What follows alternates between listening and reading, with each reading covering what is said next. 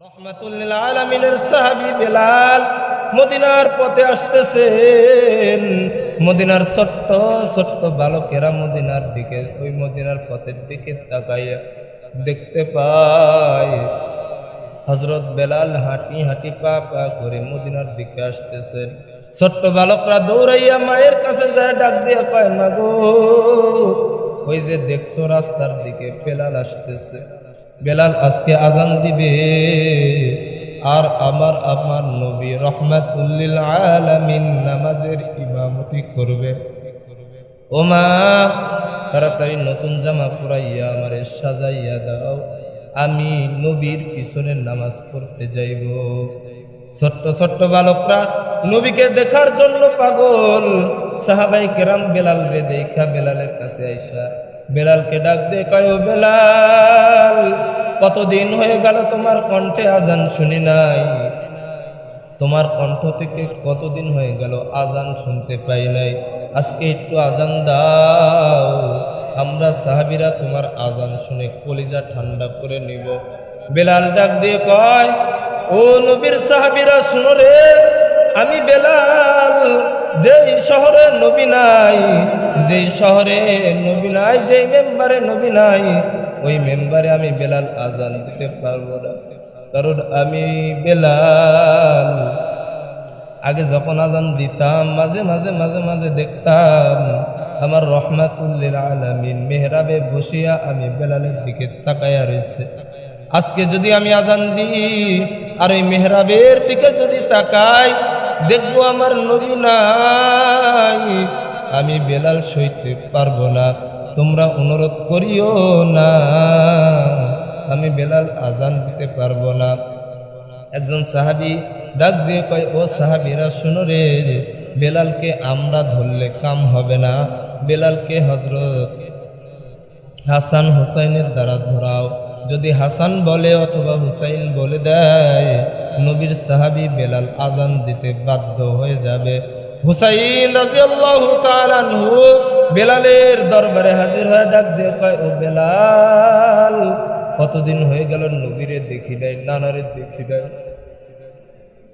কতদিন হয়ে গেল নানার কোলে বসি নাই, নানার দাড়িতে হাত দেই নাই, নানাকে জোরাইয়া ধরি নাই। ও বেলাল, আরো কতদিন হয়ে গেল তোমার কণ্ঠে মদিনার মসজিদে নববীতে আজান হয় না, আজকে একটু আজান দাও, তোমার আজানটা শুনিয়া আমরা কলিজা ঠান্ডা করিয়া নিব। বেলালের হুসাইনের কথা শোনার পর বেলাল রাদিয়াল্লাহু তাআলা আনহুর কলিজা নরম হয়ে গেছে। বেলাল হুসাইন রে কোলে নিয়ে ডাক দিয়ে কয়, হুসাইন, তোমার চেহারার ভিতরে আমার নবীর চেহারা ভেসে উঠছে, আমি বেলাল আজান দিব, তোমরা দুই ভাই কইছো জন্যই আজান দিব। এবার বেলাল আজানের প্রস্তুতি নিয়া মেহরাবে উঠা যখন আজান শুরু করছে, আল্লাহু আকবার, আল্লাহু আকবার, আশহাদু আল্লা ইলাহা ইল্লাল্লাহ, আশহাদু আল্লা ইলাহা ইল্লাল্লাহ, যেই মাত্র বেলাল তার কণ্ঠ দিয়ে উচ্চারণ করছে আশহাদু আন্না মুহাম্মাদুর রাসূলুল্লাহ, বলতে দেরি হইছে, বেলাল একটা চিৎকার দিয়ে জমিনে বেহুশ হয়ে পড়তে দেরি হয় নাই। সাহাবাই কেরাম তড়িঘড়ি করে হযরত বেলালের মাথায় পানি দিয়ে যখন জ্ঞান ফিরে আসলো, বেলালকে ডাক দিয়ে কয়, বেলাল, বুঝলাম না তুমি আজান দিতে দিতে কেন বেহুশ হয়ে পড়ে যাও। বেলাল ডাক দিয়ে কয়, সাহাবীরা আমার দুঃখ বুঝবা না,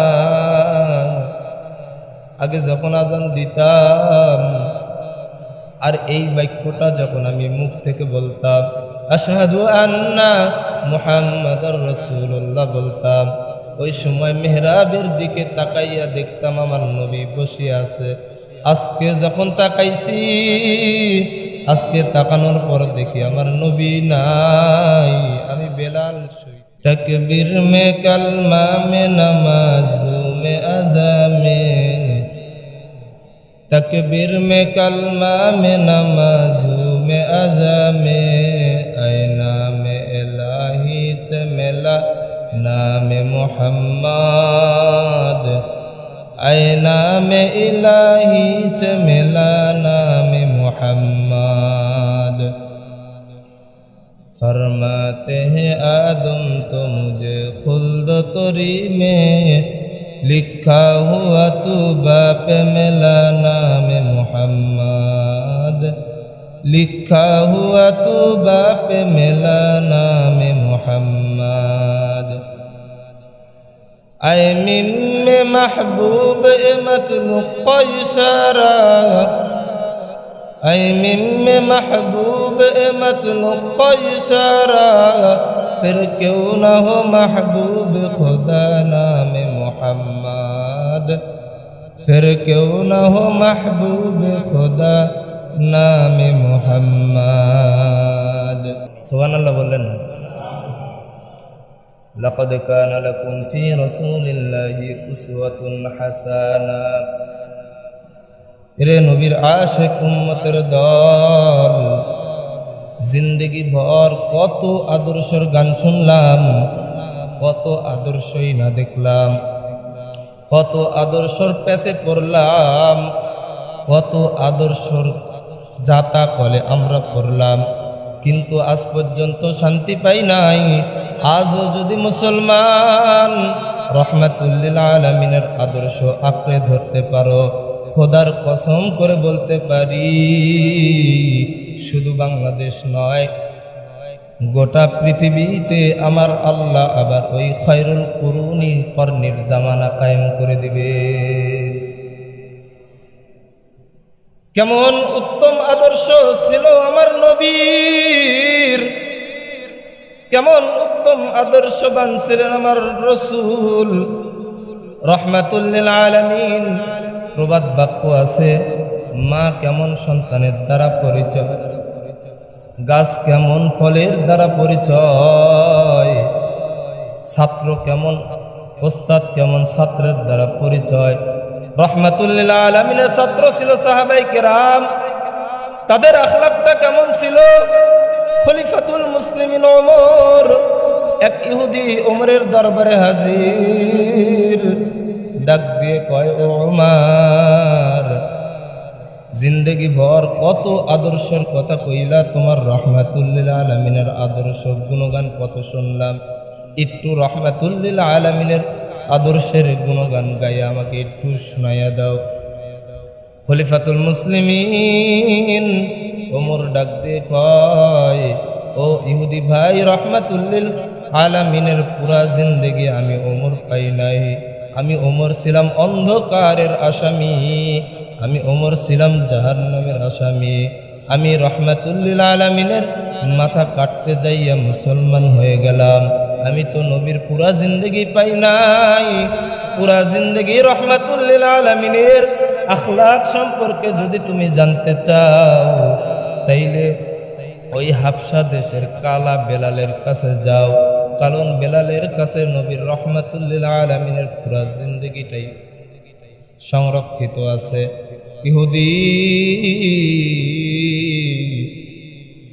हाटी हाटी करे हजरत बेलालेर काछे चले गेलेन के सेई बेलाल जेई बेलाल आजान देयनि तो सूर्य उठे नाई जेई बेलालेर उपरे आमार रहमतुल लिल आलामीन खुशी जेई बेलालेर जन्य आमार आल्लाह खुशी रहमतुल लिल आलामीन मेराज थेके एसे डाक दिए कय बेलाल জান্নাতের ভিতরে যখন আমি পদার্পণ করলাম আমি নবী জান্নাতে ঘুরতেছি জান্নাতের ভিতরে তুমি বেলালের খরমের আওয়াজ পাইলাম ও বেলাল থাকো দুনিয়াতে দুনিয়ার জমিনের ভিতরে থাকো আর আসমানের আল্লাহর জান্নাতের ভিতরে তোমার খরমের আওয়াজ পাওয়া যায় কেমন দামি ছিলেন বেলাল रहमतुल लिल आलामीनेर इंतेकालेर परे समस्त साहाबीरा पागल करा हये गेছে रहमतुल लिल आलामीन नाई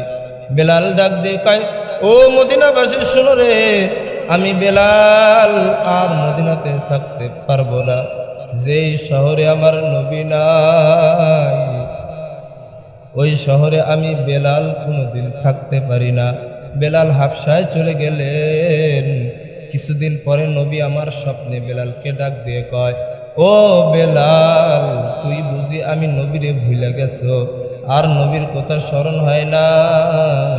আমি নবীর রওজার ধারে তো তুই কেন আসো না? বেলাল ডাক দিয়ে কয়, রহমাতুল লিল আলামিন। স্বপ্নের মধ্যে বেলাল বলে, ও নবী, আগামীকালকে আমি আপনার রওজার সামনে হাজির হয়ে যাব। বেলাল কান্না মাখা শরীর নিয়ে, কান্না বিজড়িত চক্ষু নিয়া বেলাল যখন মদিনার দিকে আসতেছেন, মদিনার ছোট্ট ছোট্ট ছোট্ট ছোট্ট বাচ্চারা কেমন নবীর আশেক ছিলেন। এ মুসলমান, আমি আপনিও কিন্তু মুসলমান। নবীর আদর্শ আজ আপনার আমার ভিতরে নাই, যার কারণে আমাদের সংসারে গন্ডগোল। নবীর আদর্শ আপনার আমার ভিতরে নাই, যার কারণে সমাজে শান্তি নাই। আপনার আমার ভিতরে যদি আবার রহমতুল লিল আলামিনের আদর্শ কায়েম হইতো, খোদার কসম গোটা বাংলাদেশ থেকে অশান্তি দূর হইয়া শান্তি কায়েম হয়ে যাইত। রহমতুল লিল আলামিনের সাহাবী বেলাল মদিনার পথে আসতেছেন। মদিনার ছোট্ট ছোট্ট বালকেরা মদিনার দিকে, ওই মদিনার পথের দিকে তাকাইয়া দেখতে পায় হযরত বেলাল হাঁটি হাঁটি পা পা করে মদিনার দিকে আসতেছেন। ছোট্ট বালকরা দৌড়াইয়া মায়ের কাছে যায়, ডাক দিয়ে কয়, মা গো, ওই যে দেখছো রাস্তার দিকে বেলাল আসতেছে, বেলাল আজকে আজান দিবে, আর আমার নবী রহমাতুল লিল আলামিন নামাজের ইমামতি করবে। ও মা, তাড়াতাড়ি নতুন জামা পরাইয়া আমারে সাজাইয়া দাও, আমি নবীর পিছনে নামাজ পড়তে যাইব। ছোট্ট ছোট্ট বালকরা নবীকে দেখার জন্য পাগল। সাহাবাই কেরাম বেলাল রে দেখা বেলালের কাছে আইসা বেলালকে ডাক দিয়ে কয়, ও বেলাল, কতদিন হয়ে গেল তোমার কণ্ঠে আজান শুনি নাই, তোমার কণ্ঠ থেকে কতদিন হয়ে গেল আজান শুনতে পাই নাই, আজকে একটু আজান দাও, আমরা সাহাবীরা তোমার আজান শুনে কলিজা ঠান্ডা করে নিব। বেলাল ডাক দিয়ে কয়, ও নবীর সাহাবীরা শুনো রে, আমি বেলাল যেই শহরে নবী নাই, যেই শহরে নবী নাই, যেই মেম্বারে নবী নাই, ওই মেম্বারে আমি বেলাল আজান দিতে পারবো না। কারণ আমি বেলাল আগে যখন আজান দিতাম, মাঝে মাঝে মাঝে মাঝে দেখতাম আমার রহমাতুল লিল আলামিন মেহরাবে বসিয়া আমি বেলালের দিকে তাকায়া রইছে।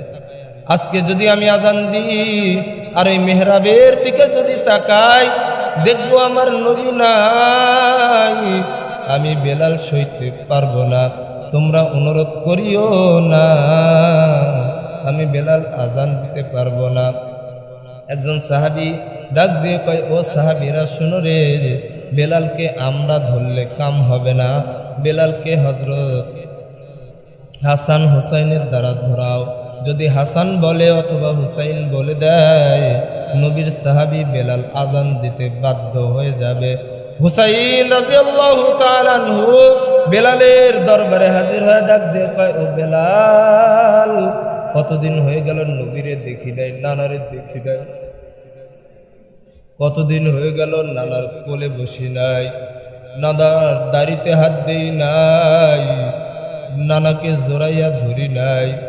ও বেলাল, আরো কতদিন হয়ে গেল তোমার কণ্ঠে মদিনার মসজিদে নববীতে আজান হয় না, আজকে একটু আজান দাও, তোমার আজানটা শুনিয়া আমরা কলিজা ঠান্ডা করিয়া নিব। বেলালের হুসাইনের কথা শোনার পর বেলাল রাদিয়াল্লাহু তাআলা আনহুর কলিজা নরম হয়ে গেছে। বেলাল হুসাইন রে কোলে নিয়ে ডাক দিয়ে কয়, হুসাইন, তোমার চেহারার ভিতরে আবার নবীর চেহারা ভেসে উঠছে, আমি বেলাল আজান দিব, তোমরা দুই ভাই কইছো জন্যই আজান দিব। এবার বেলাল আজানের প্রস্তুতি নিয়া মেহরাবে উঠা যখন আজান শুরু করছে, আল্লাহু আকবার, আল্লাহু আকবার, আশহাদু আল্লা ইলাহা ইল্লাল্লাহ, আশহাদু আল্লা ইলাহা ইল্লাল্লাহ।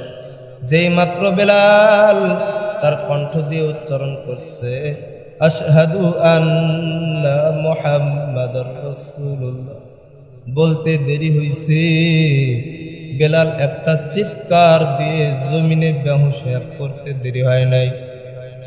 সাহাবায়ে কেরাম তড়িঘড়ি করে হযরত বেলালের মাথায় পানি দিয়ে যখন জ্ঞান ফিরে আসলো, বেলালকে ডাক দিয়ে কয়, বেলাল, বুঝলাম না তুমি আজান দিতে দিতে কেন বেহুশ হয়ে পড়ে যাও? বেলাল ডাক দিয়ে কয়, সাহাবীরা আমার দুঃখ বুঝবা না,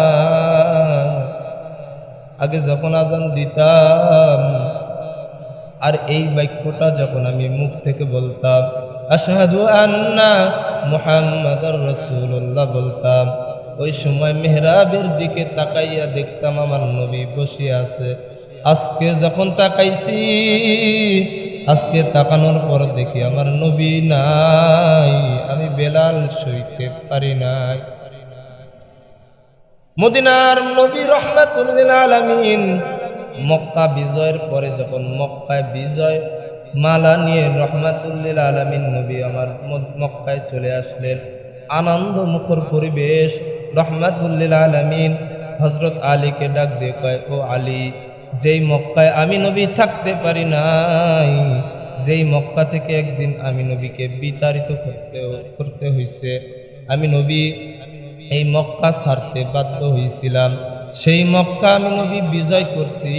আজকে বড় আনন্দ, আজকে তাড়াতাড়ি কাবা ঘর থেকে মূর্তিগুলো সরাইয়া দাও আর জমজমের পানি দিয়ে পরিষ্কার করে নাও। আমি রাহমাতুল লিল আলামিন বিজয়ের নামাজ আজকে মক্কার ভিতরে ওপেন জামাত করে পড়ব। রাহমাতুল লিল আলামিন হাতের ভিতরে লাঠি নিয়ে মূর্তিগুলো ভাঙতেছেন। আজকে বিজয়ের দিন, কত আনন্দ। সাহাবায়ে কেরামের ভিতরে টেনশন শুরু হয়ে গেল। আজকে বিজয়ের নামাজের ইমামতি করবেন আমার নবী, আর আজকের যিনি মুয়াজ্জিন হবে তার কপালটা কতই না ভালা। আল্লাহর নবী মশওয়ারায় বসে গেলেন, সাহাবায়ে কেরামদেরকে নিয়ে মশওয়ারা করতেছেন। দাঁড়াইয়া একজন সাহাবী বলেন, ও নবী, টেনশন কেন করতেছেন? আজকের জোহরের আজানের ওয়াক্তের নামা আজান দিবে আপনার আদরের সাহাবী হযরত আবু বকর সিদ্দিক রাদিয়াল্লাহু তাআলা আনহু। রাহমাতুল লিল আলামিন বললেন, আপনি বসে যান, আরেকজন দাঁড়িয়ে যান।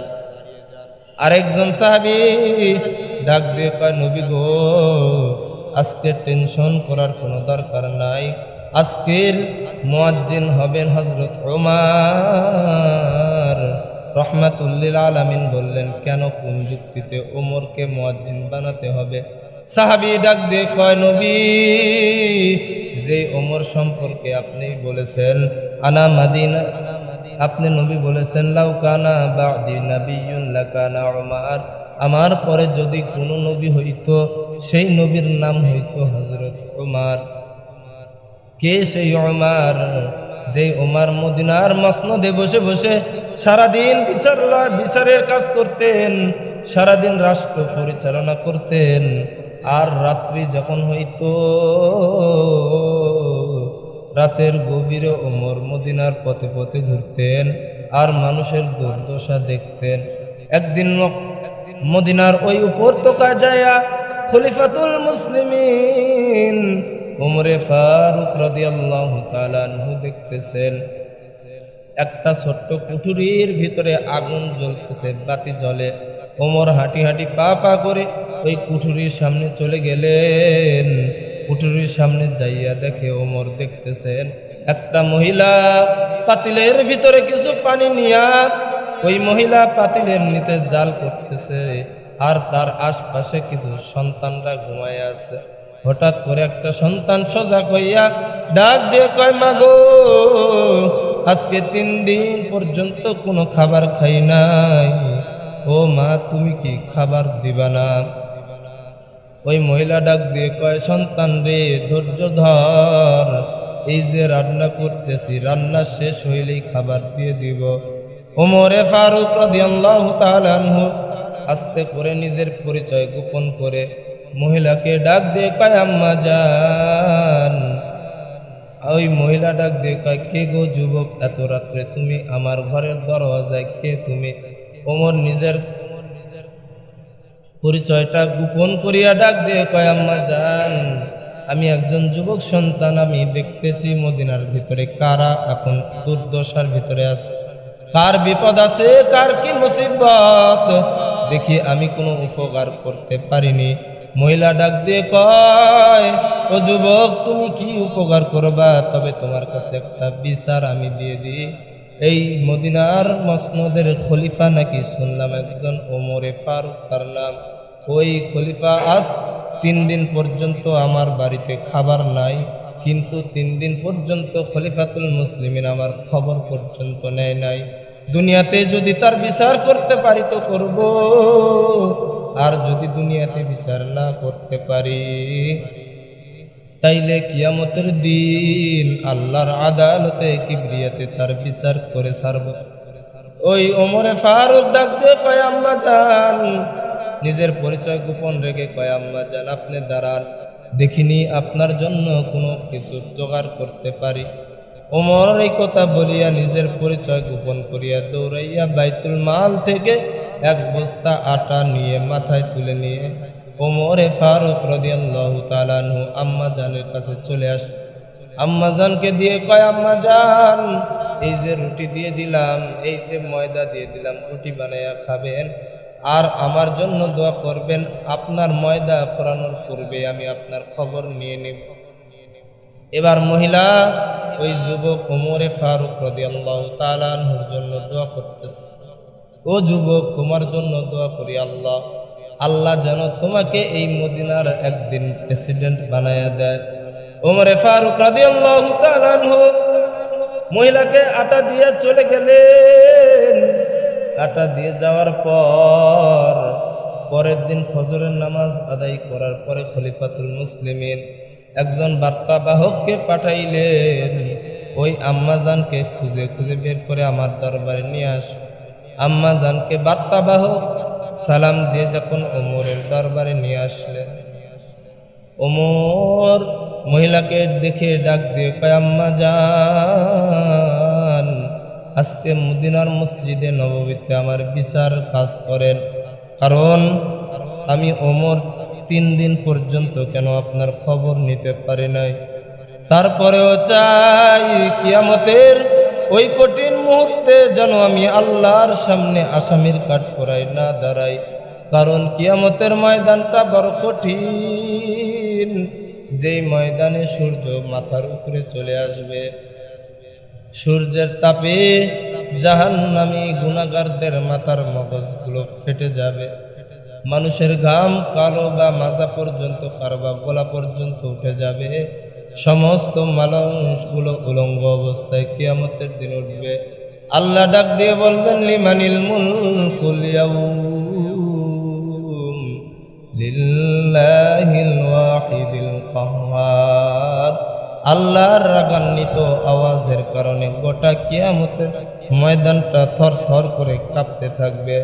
এরে নবীর উম্মত, আজকে আমি আপনি দুনিয়ার পাগল হয়ে আছি, কি নিয়ে দুনিয়ার থেকে যাব এই চিন্তা আপনার আমার ভিতর থেকে উঠে গেছে। যদি আপনার আমার ভিতরে দুনিয়ার থেকে যাওয়ার চিন্তা থাকতো, কবরে যাইয়া হিসাব দেওয়ার চিন্তা থাকতো, আমি আপনি গুনার কাজ করতে পারতাম না। এ মুসলমান, চিন্তা করে দেখেন, আসার সিরিয়াল আছে, যাওয়ার কিন্তু কোন সিরিয়াল নাই। আগে দাদা আসে, পরে বাবা, তারপরে আমি। কিন্তু যাবার সময় এমনও হয় সন্তান আগে যায়, বাবা পরে যায়। আবার এমনও হয় মায়ের পেট থেকে সন্তান হওয়ার পূর্বেই মারা যায়। কখন কার মৃত্যু হবে কেউ জানে না। বাংলাদেশের পূর্বে তাকায়া দেখেন, আল্লামা আজিজুল হক রহমাতুল্লাহি আলাইহি মানুষকে কোরআনের কথা শুনাইতেন, কিন্তু আজ তিনি দুনিয়ায় নাই। আল্লামা শাহ আহমদ শফি রহমাতুল্লাহি আলাইহি মানুষদেরকে কোরআনের কথা শুনাইতেন, আর দুনিয়ায় নাই। এমন একটা সময় আসবে আমি আপনি দুনিয়াতে থাকতে পারবো না। কি নিয়ে দুনিয়া থেকে যাব, কি নিয়ে কবরে যাব, কি নিয়ে আপনি আমি আরশে আজিমের মালিক আল্লাহর সামনে দাঁড়াইব, হিসাব করে তারপরে কবরে যায়েন। কারণ কবরের আযাব বড় কঠিন, বড় কঠিন। আল্লাহর নবী রাহমাতুল লিল আলামিন বলেন, কোনো গুনাহগার বান্দা যখন কবরের ভিতরে যায়, কবরে যাওয়া মাত্রই তার কবরের ভিতরে আল্লাহ পাক রব্বুল আলামিন তার কবরের ভিতরে দুই পাশের মাটিকে আদেশ করবেন, এ মাটি এই গুনাহগারকে জোরে চাপ দাও। গুনাহগারকে এমন জোরে মাটি চাপ দিবে, এক পাঁজরের হাড্ডি আরেক পাঁজরের ভিতরে চলিয়া যাবে। গুনাহগারের কবরের ভিতরে 70 থেকে 99টা সাপ এসে ভরে যাবে। এরে নবীর উম্মত, 1 সেকেন্ডের আযাব কিন্তু কেউ সহ্য করতে পারবেন না, কারণ কবরের আযাব সহ্য করার মতো আপনার আমার কোনো রকম যোগ্যতা নাই। এখনো সময় আছে, তওবা করে নেন। গুনাহ করছেন তাই কি হয়েছে? আল্লাহর রহমতের কাছে বান্দার গুনাহ কিন্তু কিছুই নয়। আল্লাহ তাআলা ডাক দিয়ে কয়, রে গোলাম, গুনাহ করতে করতে করতে করতে যদি পাহাড় পরিমাণ গুনাহ করে ফেলো, আর এই গুনাহ মাখা হাত নিয়ে যদি একবার আমি রব্বে কারিমকে ডাক দিয়ে বলো, আল্লাহ জীবন ভর গুনাহ করছি, আর গুনাহ করব না, আয় আল্লাহ মাফ করে দেন।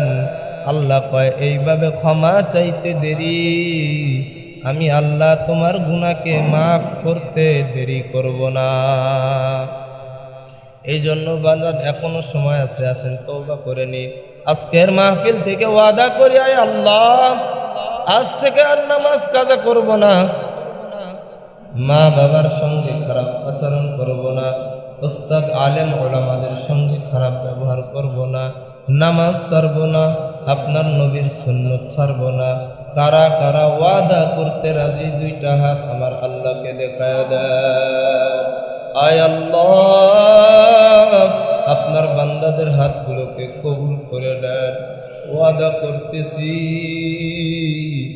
আর গুনাহ করব না, আর অন্যায় করব না রে আল্লাহ, আর গুনাহ করব না, অন্যায় করব না, মা বাবার সঙ্গে খারাপ ব্যবহার করব না, আলেমদের বিরোধিতা করব না, ইসলামের বিরোধিতা করব না, কোরআন পড়া শিখব, নামাজ ছাড়ব না, নামাজ পড়া শিখব। আয় রব্বে কারিম আল্লাহ, আপনি আমাদের সকলকে আপনার রাস্তার চলার তৌফিক দান করেন, বলেন আমিন। আলহামদুলিল্লাহি রাব্বিল আলামিন। আসসালামু আলাইকুম ওয়া রাহমাতুল্লাহ।